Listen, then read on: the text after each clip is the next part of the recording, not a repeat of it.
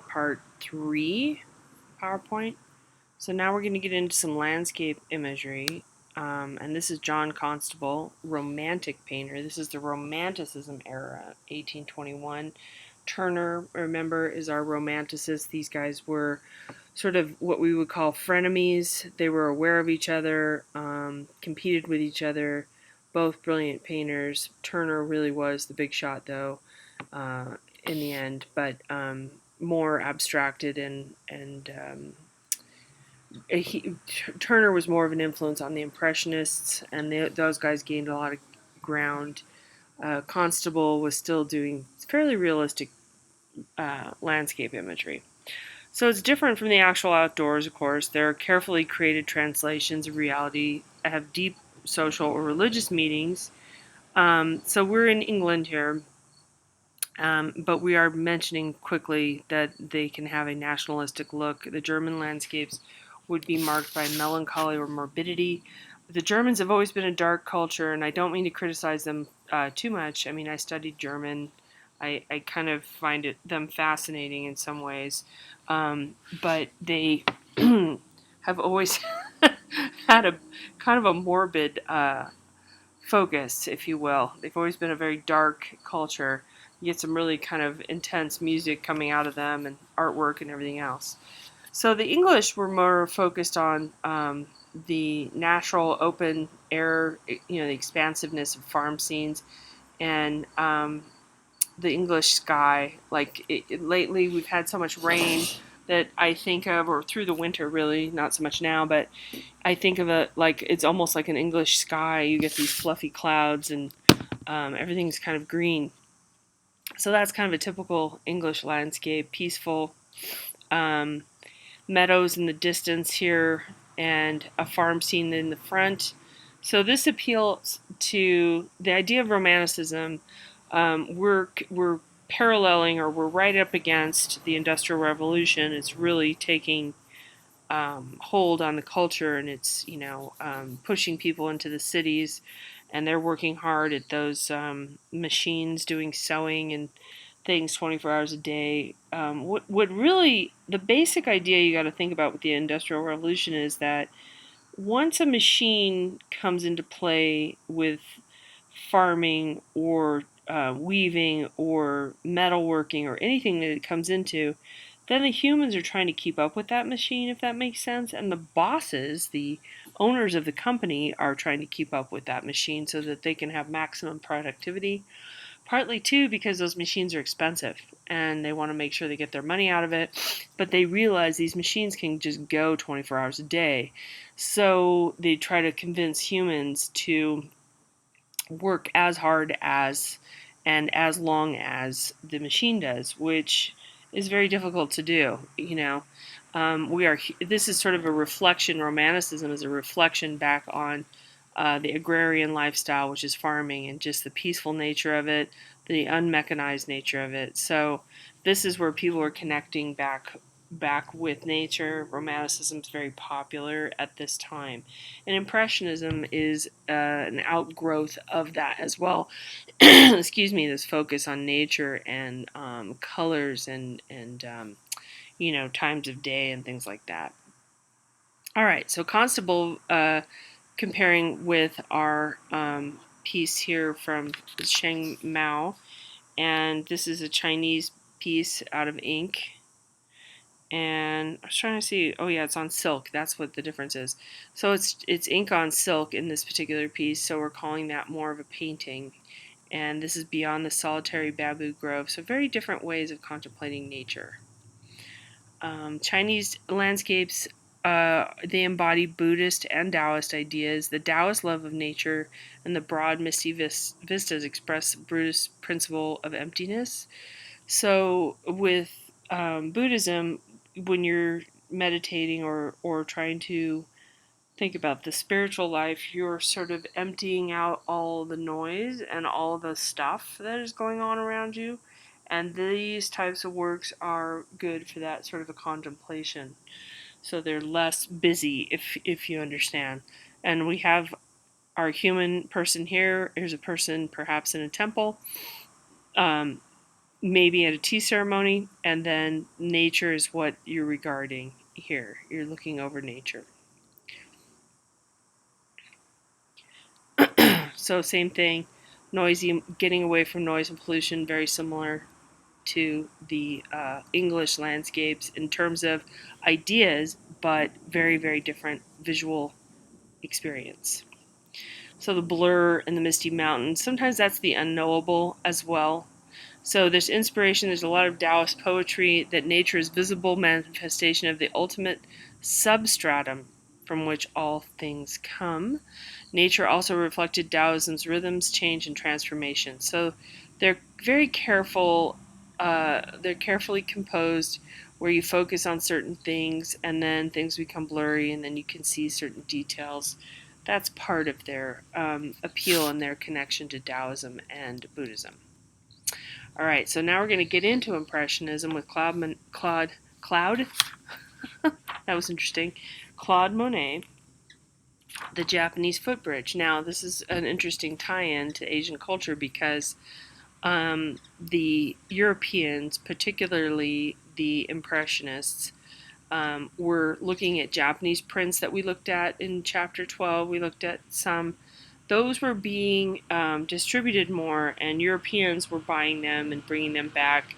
And we were doing things in Europe at that time that I don't know why I said we, but one was Europeans were having expos, kind of like a World's Fair kind of thing that we still have.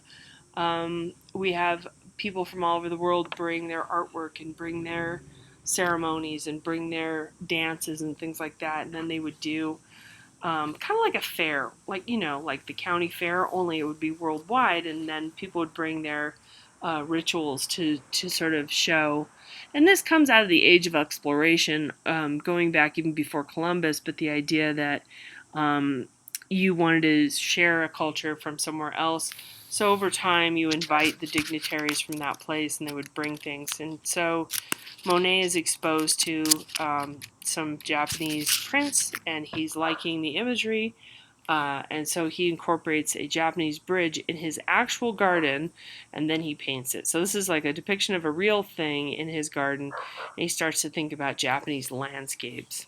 So he built this incredible garden that you can go to in Giverny in France, but he wanted to be able to paint natural settings at his leisure, so he bought some property and built up this amazing garden.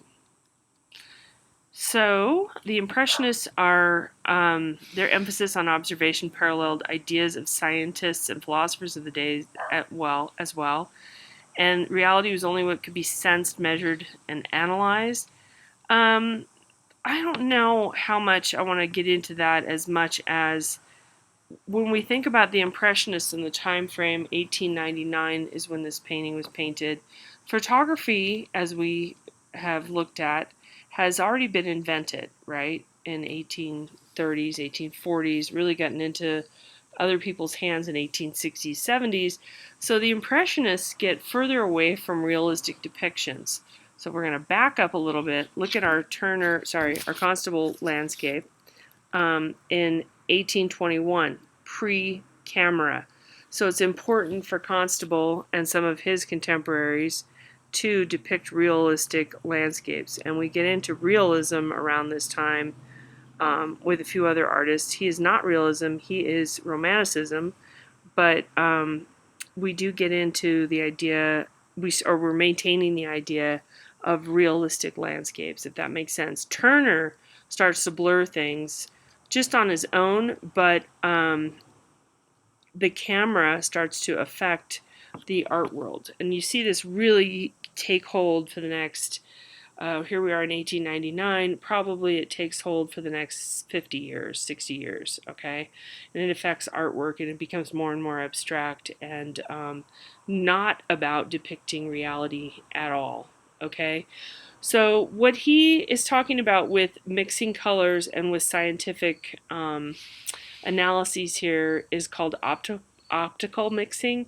So we're not looking at everything is given to us in the exact color that it is. What we're looking at is daubs of different colors of paint, and that our brain does the rest of the mixing. So we're looking at perhaps like a blue and a yellow next to each other, and then what we're seeing in our brain is green because we're a little bit far away from it, and then we do the mixing of the colors in our brain as opposed to the artist doing them on the palette and mixing the paint, and brushing it on in that way. When we're doing this, when we're doing the optical mixing, when we are part of the process of looking at the work, we get far more engaged with the work because we're asked to do a task. Now, this isn't something that was consciously put out there.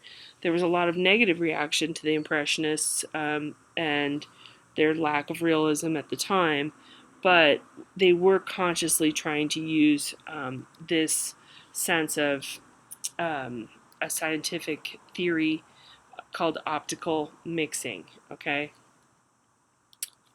All right. Ansel Adams. Now, Ansel Adams is probably the best or most widespread um, landscape photographer, and he is in 1944. Around this time period, give or take, he goes through different areas that are just really stunningly beautiful, and he takes this giant camera out with him, and he backpacks in. I don't have an image of him doing that, but it's a massive undertaking for him to do what he does. He sets up, and then he spends a lot of time waiting. He's observing the weather conditions. He's observing what's happening, and he's waiting for the right moment to take the perfect photograph. With digital photography, which we're familiar with today, you just take dozens and dozens of film images, and even with cameras, with a roll of film, then you could take 36 at a time. In his case, it was on a plate, so he would have to load the plate up. It was those old cameras where you'd put the fabric over your head and look through. So he had to be very careful about how long he would expose the film, how what the right image, the composition would be. But in that way of contemplating and focusing on taking the photo before he took it, he really took some of the best shots of Yosemite and some other areas. So this is in your backyard, so you should somewhat recognize this fall here. These falls right there. I think if I could be wrong, but I think Half Dome is back here.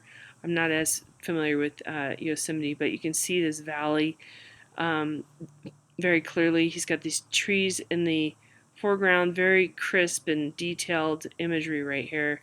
Just stunningly beautiful. So he's trying to get into a space where no humans have been before to give us this dramatic effect. Clearing Winter Storm Yosemite. So let's see. Oh yeah, and his photographs, and they're still used by the Sierra Club today, were used to raise public support for national parks, which were happening during this time, 1944.